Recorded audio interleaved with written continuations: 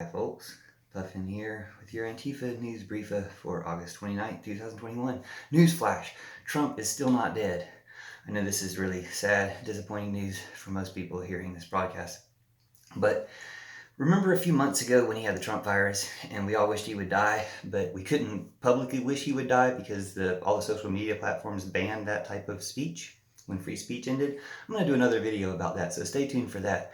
But this is just to say that, like right now with DeSantis spreading the Trump virus, since Trump's still spreading the Trump virus, I mean, he admitted he got the vaccine, but 8 months later, they're trying to kill as many people as they can. And it makes you think, like when Joe Biden droned the terrorist who had something to do with the suicide bombing in Afghanistan, everybody was really excited, and some people were even, or a lot of people were really grateful for that and excited that there was some revenge enacted. And some people asked, well, why didn't they do this earlier? Why couldn't you have, if you knew who these people were, why couldn't you have bombed them before they made the attack? And the thing is, DeSantis and Trump have already killed all sorts of people, hundreds of thousands of people in America. And every day that they're out there spreading their lies and trying to stop people from wearing masks and all that stuff, they kill more people. So you could say, that it would be standing your ground. I saw somebody on a YouTube comment saying that you can stand your ground against DeSantis because you don't have to, in Florida, they've got such gun nut crazy laws. You don't have to be on your own property. The fact that he's threatening everybody's life wherever he goes, you could be standing your ground or whatever. Anyway, I'm not advocating that. I'm just saying that you have to stop these people somehow. You can shame them. You can create so much public shame, ridicule. Humor is one of the best ways to go about it, to just end their influence. That's probably the best way to go. But the fact that people are talking about things like standing their ground up to DeSantis, it's like you've pushed people way too far, and your own supporters are the most unstable and terroristic, violent, gun-toting people in the country, and some of them are going to feel betrayed by you. So you're safer in jail. Trump, DeSantis, Abbott, you're all safer in jail. The natural consequences of the Trump virus, of getting it and dying from it, as you've subjected so many other people to, doesn't apparently come back on you because you have, enough to, besides Herman Cain and a few of you, you have enough resources to survive it. But you don't care about other people. And that's what it all comes down to. You care more about your profits and your image and your whatever than other people's lives entirely. And we've proven that.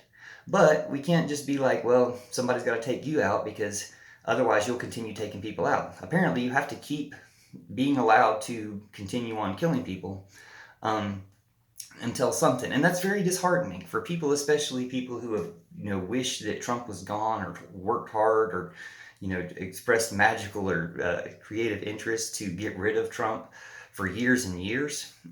You feel frustrated that he's still there. And the big message of this is to remind you that the reason he's still there, although it is sad that it's killing more people the longer these people are in power and have influence, this is Facebook, Zuckerberg included, they keep killing people the longer they have influence. But the reason they're still there is apparently to do even worse. Like if, as people wanted, Trump was arrested or successfully impeached before, he couldn't have tried to start an insurrection. He would have already been in jail. It would have been safer for him to be in jail. But as a bad person, as an evil person, he's going to keep doing more evil. And that evil is ultimately going to be his undoing and turn people off to him. So if something else happened to him, he could be martyred or whatever, and people would feel like justified that everybody was out to get him or something and be real upset. But if he ends up just digging his own grave by continuing to do worse things, and he will, and he does, we have to survive that. We can't let him actually take over the country, but, it makes them look bad. And I guess one good example of this was DeSantis saying, Regeneron is free. So now that he said that something that's taxpayer paid is free, that means everything that taxpayers pay is free. They can't whine about universal health care. They can't whine about free public education anymore, or free college education anymore. They can't whine about anything people want to spend taxes on anymore because in order to profit off Regeneron, they've said what taxes pay for is free. So we have those sound bites. They keep, digging their graves deeper.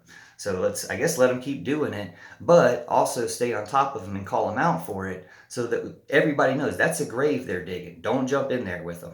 Thanks for watching the Antifa News Briefa. See you soon.